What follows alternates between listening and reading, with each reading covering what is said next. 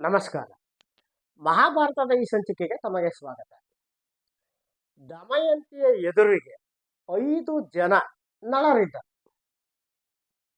5 ಜನ ಒಬ್ಬರ ಇನ್ನೊಬ್ಬರ ತದ್ರೂಪುಗಳೇ.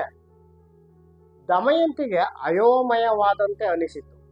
ಏನು ಮಾಡಬೇಕೋ ತೋರಲಿಲ್ಲ. ಆದರೆ ಅವಳಿಗೆ ಚೆನ್ನಾಗಿ ಅರಿವಿತ್ತು, ದೇವತೆಗಳೇ ನಳನ ವೇಷಧಾರಿಗಳಾಗಿ ಕಾಣಿಸಿಕೊಂಡಿದ್ದಾರೆ ಎಂದು. ಕೊನೆಗೆ ದಮಯಂತಿ ದೇವತೆಗಳ ಮೊರೆ ಹೋಗುವುದೇ ವಾಸಿ ಎಂದುಕೊಂಡಳು. ಅವಳು ಕೈ ಮುಗಿದು ಕಣ್ಣುಗಳನ್ನು ಮುಚ್ಚಿಕೊಂಡು ದೀನಳಾಗಿ ಲೋಕಪಾಲಕರನ್ನೇ ಧ್ಯಾನಿಸಿದಳು. ಲೋಕಪಾಲಕರೇ, ನಾನು ಯಾವತ್ತು ಆ ನಳನನ್ನು ಹಂಸಗಳ ಮೂಲಕ ತಿಳಿದೆನೋ ಆ ದಿವಸದಿಂದ ನಾನು ನಳ ಮಹಾರಾಜನನ್ನೇ ಪತಿಯನ್ನಾಗಿ ಸ್ವೀಕರಿಸಿ ಬಿಟ್ಟಿದ್ದೇನೆ. ನನಗೆ ನಳನ ಹೊರತಾಗಿ ಎಲ್ಲರೂ ಪರಪುರುಷರೇ ಆಗಿಬಿಟ್ಟಿದ್ದಾರೆ. ನಳನಿಲ್ಲದೆ ದಮಯಂತಿಯ ಬದುಕೇ ಇಲ್ಲ. ನಳನೇ ದಮಯಂತಿಯ ಸರ್ವಸ್ವ. ಲೋಕಪಾಲಕರೇ, ದಯವಿಟ್ಟು ನಿಜ ರೂಪದಲ್ಲಿ ಕಾಣಿಸಿಕೊಳ್ಳಿ, ನನಗೆ ಕೃಪೆ ಮಾಡಿ ಎಂದು ಪ್ರಾರ್ಥಿಸಿದರು. ಲೋಕಪಾಲಕರಿಗೆ ಸಂತೋಷವಾಯಿತು. ಅವರು ಸಂಪ್ರೀತರಾದರು. ಅವರು ತಮ್ಮ ತಮ್ಮ ನಿಜ ರೂಪಗಳಲ್ಲಿ ಕಾಣಿಸಿಕೊಂಡರು. ದಮಯಂತಿಗೆ ಅತ್ಯಂತ ಆನಂದವಾಯಿತು. ನಳ ಎದುರಿಗೆ ಇದ್ದ ತಕ್ಷಣ ದಮಯಂತಿ ತನ್ನ ಹಾರವನ್ನು ತೆಗೆದುಕೊಂಡು ನಳನ ಕೊರಳಿಗೆ ಹಾಕಿದಳು. ನಳನಿಗೂ ಅತ್ಯಂತ ಸಂತೋಷವಾಯಿತು. ಅವನು ದಮಯಂತಿಗೆ ಹೇಳಿದ, ದಮಯಂತಿ, ನೀನು ಈ ದೇವತೆಗಳ ಸಮಕ್ಷಮದಲ್ಲಿ ನನ್ನನ್ನು ವರಿಸಿದ್ದೀಯೇ. ನಾನು ನನ್ನ ಜೀವಮಾನದಲ್ಲಿ ನಿನ್ನ ಒಬ್ಬಳಿಗೆ ಪತಿಯಾಗಿ ಇರುತ್ತೇನೆ. ಇದು ನಾನು ಕೊಡುವ ವಚನ. ಜೊತೆಗೆ ನಾನು ನಿನ್ನನ್ನು ಪ್ರೇಮದಿಂದ ನೋಡಿಕೊಳ್ಳುತ್ತೇನೆ ಎಂದ. ನಂತರ ನಳ ದಮಯಂತಿ ಇಬ್ಬರು ಲೋಕಪಾಲಕರಿಗೆ ನಮಸ್ಕರಿಸಿ ಅವರ ಕೃಪೆ ಬೇಡಿದರು. 4 ಜನ ಲೋಕಪಾಲಕರು ನಳನಿಗೆ ತಲಾ 2 ವರಗಳನ್ನು ಕೊಟ್ಟರು. ಇಂದ್ರ ಹೇಳಿದ, ನಳ ಮಹಾರಾಜ, ನೀನು ಮುಂದೆ ಮಾಡುವ ಯಜ್ಞ ಯಾಗಾದಿಗಳನ್ನು ಸ್ವತಃ ನಾನೇ ಪ್ರತ್ಯಕ್ಷನಾಗಿ ಹವಿಸ್ಸನ್ನು ಸ್ವೀಕರಿಸುತ್ತೇನೆ. ನಿನ್ನ ಕಾಲಾನಂತರ ನಿನಗೆ ಉತ್ತಮ ಲೋಕಗಳನ್ನು ನಾನು ಕೊಡುತ್ತೇನೆ ಎಂದ. ಅಗ್ನಿದೇವ ಹೇಳಿದ, ನಳ, ನೀನು ಯಾವಾಗ ನನ್ನನ್ನು ಸ್ಮರಿಸುತ್ತೀಯೋ ಆಗ ನಾನು ನಿನಗೆ ಕಾಣಿಸಿಕೊಳ್ಳುತ್ತೇನೆ. ಜೊತೆಗೆ ನಿನ್ನ ಕಾಲಾನಂತರ ನಾನು ನಿನಗೆ ಉತ್ತಮ ಲೋಕಗಳನ್ನು ಕೊಡುತ್ತೇನೆ ಎಂದ. ಯಮಧರ್ಮರಾಯ ಹೇಳಿದ, ನಳ, ನಿನಗೆ ಪಾಕಶಾಸ್ತ್ರದಲ್ಲಿ ಪ್ರಾವೀಣ್ಯತೆಯನ್ನು ನಾನು ಕೊಡುತ್ತಿದ್ದೇನೆ. ನಿನ್ನ ಬುದ್ಧಿ ಸದಾ ಧರ್ಮದಲ್ಲಿ ಇರುವಂತಾಗಲಿ ಎಂದು ಆಶೀರ್ವದಿಸಿದ. ಕೊನೆಗೆ ವರುಣ ಹೇಳಿದ, ನೀನು ಯಾವಾಗ ಬಯಸುತ್ತೀಯೋ ಆಗ ನಾನು ತಕ್ಷಣ ಪ್ರತ್ಯಕ್ಷನಾಗುತ್ತೇನೆ. ನಿನ್ನ ಕೊರಳಲ್ಲಿರುವ ಹಾರಗಳು ಎಂದೂ ಬಾಡದಂತೆ ಇರಲಿ ಎಂದು ಆಶೀರ್ವದಿಸಿದ. ನಂತರ ಈ ಲೋಕಪಾಲಕರು ಸ್ವರ್ಗದ ಕಡೆಗೆ ಹೊರಟರು. ಭೀಮರಾಜ ಈ ಸ್ವಯಂವರದ ನಂತರ ನಳ ದಮಯಂತಿಯ ವಿವಾಹವನ್ನು ವಿದ್ಯುಕ್ತವಾಗಿ ಭವ್ಯವಾಗಿ ನೆರವೇರಿಸಿದ. ನಳ ದಂಪತಿಯೊಂದಿಗೆ ಭೀಮರಾಜನ ಮನೆಯಲ್ಲೇ ಸ್ವಲ್ಪ ದಿನ ಇದ್ದು ನಂತರ ತನ್ನ ಪತ್ನಿಯನ್ನು ಕರೆದುಕೊಂಡು ನಿಷಧ ದೇಶಕ್ಕೆ ಹೊರಟ.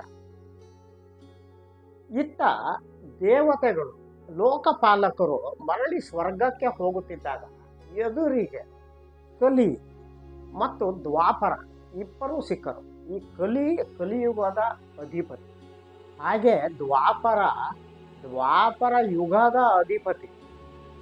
ಅವರಿಬ್ಬರು ಧಾವಿಸಿ ಬರುತ್ತಿದ್ದರು. ಲೋಕಪಾಲಕರಿಗೆ ಆಶ್ಚರ್ಯವಾಯಿತು. ಅವರು ಕೇಳಿದರು, ಇಷ್ಟು ಅವಸರವಾಗಿ ನೀವು ಎಲ್ಲಿಗೆ ಹೋಗುತ್ತಿದ್ದೀರಿ ಎಂದರು.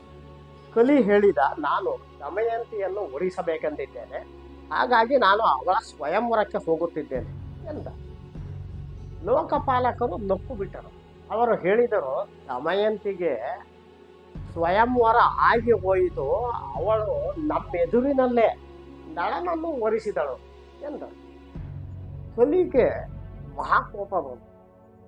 ಅವನು ಹೇಳಿದ, ಅಲ್ಲ, ನಿಮ್ಮ ಸಮ್ಮುಖದಲ್ಲಿ ಆ ದಮಯಂತಿ ಮಹಾಮಹಿಮರಾದ ನಿಮ್ಮನ್ನು ತೊರೆದು ಆ ಯಕಶ್ಚಿತ್ ಮಾನವ ಆ ನಳನನ್ನು ವರಿಸಿದಳೆ.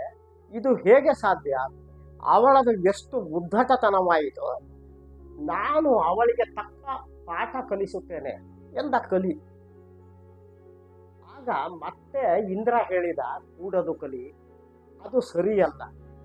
ಏಕೆಂದರೆ ಅವರು ನಮ್ಮ ಅನುಮತಿಯ ಮೇರೆಗೆ ಅವರು ವಿವಾಹವಾಗಿದ್ದಾರೆ. ದಮಯಂತಿಯದು ಶುದ್ಧ ಪ್ರೇಮ, ನಳನೋ ಸುಂದರ, ತೇಜಸ್ವಿ, ಎಲ್ಲದಕ್ಕಿಂತ ಹೆಚ್ಚಾಗಿ ಅವನು ಧರ್ಮಿಷ್ಠ. ಅವನು ಯಾವಾಗಲೂ ಧರ್ಮದ ಅನುಷ್ಠಾನವನ್ನು ಮಾಡಿಕೊಂಡೇ ಬಂದಿರುತ್ತಾನೆ ಎಂದ. ಇಷ್ಟು ಹೇಳಿ ಲೋಕಪಾಲಕರು ಸ್ವರ್ಗದ ಕಡೆಗೆ ಹೊರಟರು. ಆದರೆ ಈ ಕಲಿಗೆ ಆ ಸಿಟ್ಟು ಇಳಿಯಲಿಲ್ಲ. ಅವನು ದ್ವಾಪರನ ಬಳಿ ಹೇಳಿದ, ಇಲ್ಲ, ಆ ದಮಯಂತಿಯ ಅಹಂಕಾರಕ್ಕೆ ನಾನು ಅವಳಿಗೆ ಪಾಠ ಕಲಿಸುತ್ತೇನೆ. ಅವರಿಬ್ಬರೂ ಸುಖವಾಗಿ ಜೀವಿಸಿರಲು ಬಿಡಬಾರದು. ನಾನು ಆ ನಳನನ್ನು ರಾಜ್ಯ ಭ್ರಷ್ಟನನ್ನಾಗೇ ಮಾಡುತ್ತೇನೆ. ದ್ವಾಪರ, ನೀನು ನನಗೆ ಸಹಾಯ ಮಾಡಬೇಕು. ಅಗತ್ಯ ಬಂದಾಗ ಈ ಪಗಡೆಯಾಟದ, ಅಂದರೆ ದ್ಯೂತದ ಪಗಡೆಯ ತಾಳಗಳಲ್ಲಿ ನೀನು ಇರುವಂತೆ ನೋಡಿಕೋ ಎಂದ. ದ್ವಾಪರನನ್ನು ಒಪ್ಪಿಸಿದ. ನಂತರ ಕಲಿಯು ಈ ನಳ ಮಹಾರಾಜ ಇದ್ದಲ್ಲಿಗೆ ಬಂದ. ಈ ಕಲಿಯ ಪ್ರಭಾವ ಹೇಗೆ ಇರುತ್ತದೆ ಎಂದರೆ, ಒಂದು ರೀತಿ ಈ ಶನಿಯ ಪ್ರಭಾವದ ತರಹ. ಈ ಜ್ಯೋತಿಷ್ಶಾಸ್ತ್ರದಲ್ಲಿ ಶನಿ ಏರಿದ ಅಂದರೆ 7.5 ವರ್ಷ ಅವರಿಗೆ ಕಷ್ಟಗಳು ಪ್ರಾಪ್ತವಾಗುತ್ತವೆ. ಶನಿ ಬೆನ್ನೇರಿದ ಅಥವಾ ಶನಿ ತನ್ನೊಳಗಿದ್ದಾನೆ ಎಂದರೆ ಅವರಿಗೆ ಆ ಕಷ್ಟಗಳ ಸರಮಾಲೆಯೇ ಇರುತ್ತದೆ. ಹೀಗೆ ಅದೇ ರೀತಿ ಈ ಕಲಿ ದೇವನ ಪ್ರಭಾವವೂ ಸಹ ಇತ್ತು. ಕಲಿಯ ಗುಣಗಳೇ ಹಾಗಲ್ಲವೇ? ಕಲಿಯನು ಈ ನಳನಿದ್ದಲ್ಲಿಗೆ ಬಂದ. ಆದರೆ ನಳ ಎಷ್ಟು ಪರಿಶುದ್ಧನಾಗಿದ್ದ ಎಂದರೆ, ಆ ನಳನ ದೇಹದಲ್ಲಿ ಪ್ರವೇಶಿಸುವುದಕ್ಕೆ ಅವನು 12 ವರ್ಷ ಕಾಯಬೇಕಾಗಿತ್ತು. ಏಕೆಂದರೆ ನಳ ಮಾಡುವುದರಲ್ಲಿ, ಅವನ ಧರ್ಮಾನುಷ್ಠತೆಯಲ್ಲಿ ಯಾವುದೇ ದೋಷಗಳು ಸಹ ಕಂಡು ಬರುತ್ತಿರಲಿಲ್ಲ. ನಳ ಈ ಮಧ್ಯೆ ನಳ ಮಹಾರಾಜ ಯಜ್ಞ ಯಾಗಾದಿಗಳನ್ನು ಮಾಡುತ್ತಿದ್ದ. ರಾಜ್ಯವನ್ನು ಬಹಳ ದಕ್ಷತೆಯಿಂದ ರಾಜ್ಯಭಾರ ಮಾಡುತ್ತಿದ್ದ. ಆಡಳಿತವನ್ನು ನಡೆಸುತ್ತಿದ್ದ. ಜನಗಳನ್ನು, ಪ್ರಜೆಗಳನ್ನು ಅತ್ಯಂತ ಪ್ರೀತಿಯಿಂದ ನೋಡಿಕೊಳ್ಳುತ್ತಿದ್ದ.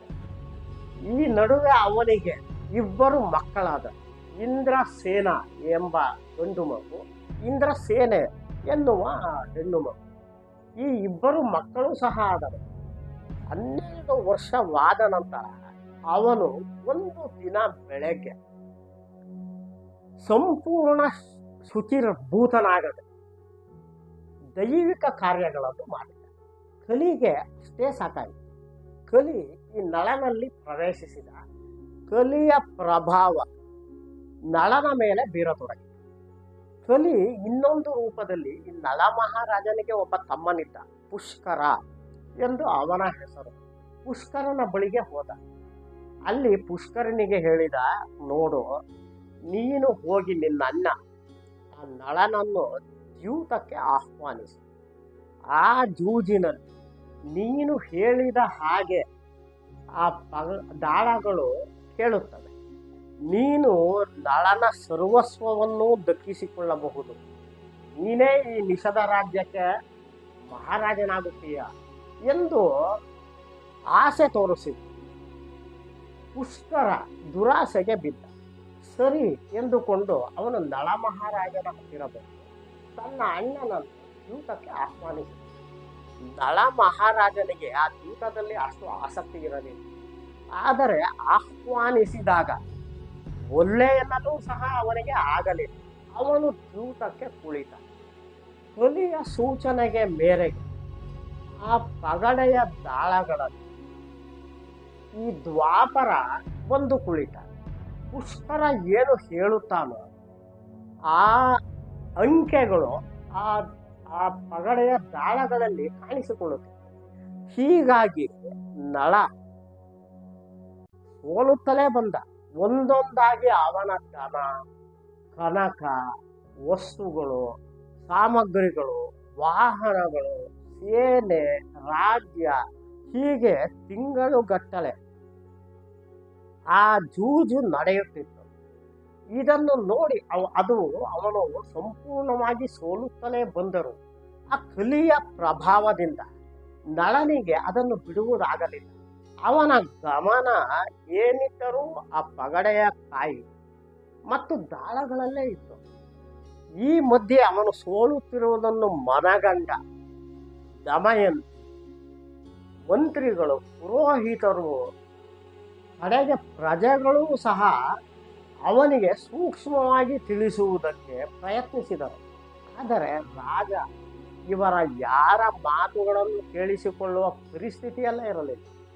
ದಮಯಂತಿಯ ಕಣ್ಣೋಟಕ್ಕೂ ಅವನು ಸೋಲಲಿಲ್ಲ. ರಾಜ ಇಲ್ಲಿ ಸೋಲುತ್ತಲೇ ಬಂದ. ದಮಯಂತಿಗೆ ಮುಂದೆ ನಡೆಯುವ ವಿಪತ್ತಿನ ಸೂಚನೆಯ ಅರಿವಾಗತೊಡಗಿತು. ದಮಯಂತಿ ರಾಜ ಎಲ್ಲವನ್ನೂ ಕಳೆದುಕೊಳ್ಳುತ್ತಾನೆ ಎಂದು ತಿಳಿಯುತ್ತಿದ್ದಂತೆ ಅವನು ಒಬ್ಬ ಸಾರಥಿ ಇದ್ದ, ಅರಮನೆಯ ಸಾರಥಿ, ರಾಜನ ಸಾರಥಿ, ವಾರ್ಷ್ಣೇಯ ಎಂದು ಅವನ ಹೆಸರು. ವಾರ್ಷ್ಣೇಯನನ್ನು ಕರೆಸಿದ. ರಾಣಿ ದಮಯಂತಿ ಅವನಿಗೆ ಹೇಳಿದಳು, ವಾರ್ಷ್ಣೇಯ, ಮಹಾರಾಜ ಯಾರನ್ನೂ ಗಮನಿಸದೆ ದ್ಯೂತದಲ್ಲಿ ತೊಡಗಿದ್ದಾನೆ, ಎಲ್ಲವನ್ನೂ ಸೋಲುತ್ತಿದ್ದಾನೆ. ಈಗ ನನಗೆ ಏನು ಮಾಡುವುದಕ್ಕೂ ತೋಚದಂತಾಗಿದೆ. ನೀನು ನನ್ನ ಮಕ್ಕಳು ಇಂದ್ರಸೇನ ಮತ್ತು ಇಂದ್ರಸೇನೆಯನ್ನು, ನನ್ನ ತಂದೆ ಭೀಮ ಮಹಾರಾಜ, ವಿದರ್ಭ ದೇಶದ ರಾಜಧಾನಿ ಕುಂಡಲೀಪುರ, ಅಲ್ಲಿಗೆ ರಥದಲ್ಲಿ ಹೋಗು. ಆ ರಥಕ್ಕೆ ಹಲವಾದ ಕುದುರೆಗಳನ್ನು ಕೂಡು, ಅವರನ್ನು ಕರೆದುಕೊಂಡು ಹೋಗಿ ನನ್ನ ತಂದೆಯ ಮನೆಯಲ್ಲಿ ಬಿಟ್ಟುಬಿಡು ಎಂದು ಆದೇಶಿಸಿದನು. ವಾರ್ಷ್ಣೇಯ ಅದೇ ರೀತಿ ಮಂತ್ರಿಗಳ ಅನುಮತಿಯನ್ನು ಪಡೆದು ಅಲ್ಲಿಗೆ ಹೊರಟ. ಅವನಿಗೂ ಪರಿಸ್ಥಿತಿ ಗೊತ್ತಿತ್ತು.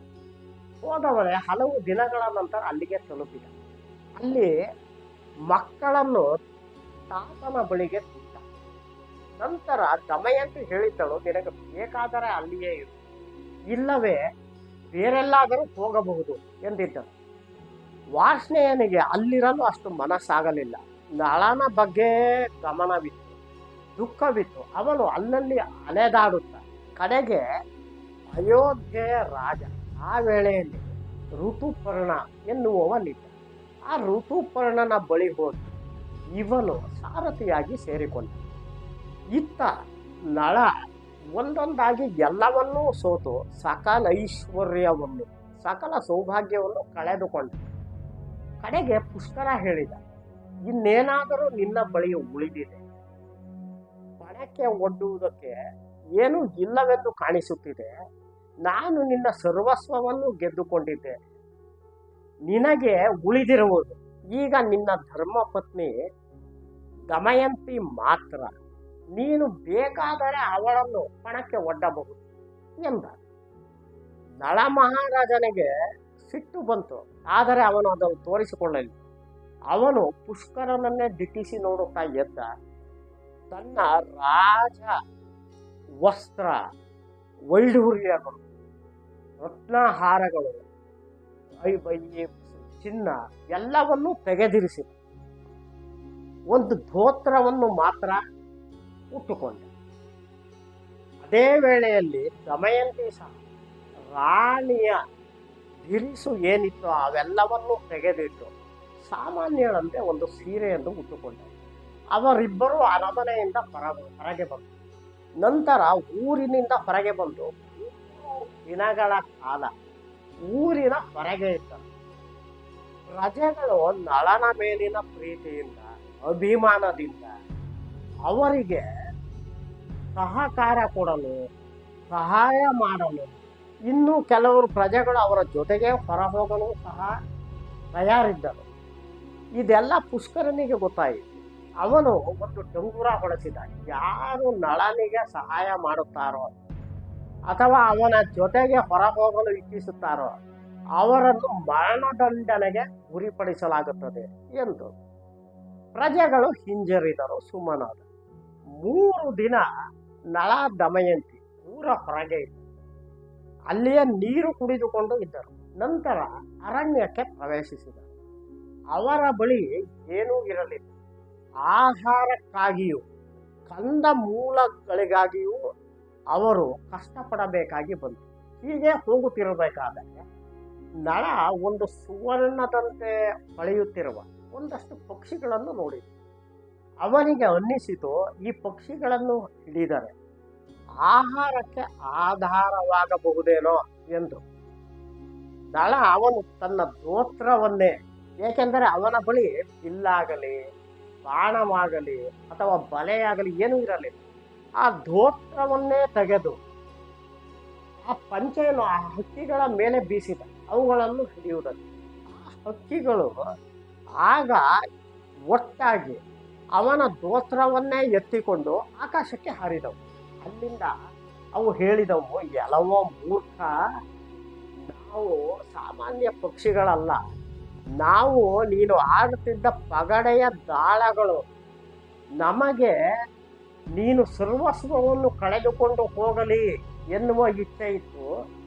ಹಾಗಾಗಿ ನಿನ್ನ ಮೇಲಿರುವ ಧೋತ್ರವನ್ನು ಕೂಡ ನಾವು ಈಗ ತೆಗೆದುಕೊಂಡಿದ್ದೇವೆ ಎಂದು ಹೇಳಿ ಹಾರಿ ಮಾಯವಾಗಿ ಹೋದ. ಈ ನಳ ದಮಯಂತಿಯ ಮುಂದಿನ ಈ ವನವಾಸ ಏನು ಅನುಭವಿಸಿದರು ಎನ್ನುವುದನ್ನು ಮುಂದಿನ ಸಂಚಿಕೆಯಲ್ಲಿ ನೋಡೋಣ. ನಮಸ್ಕಾರ.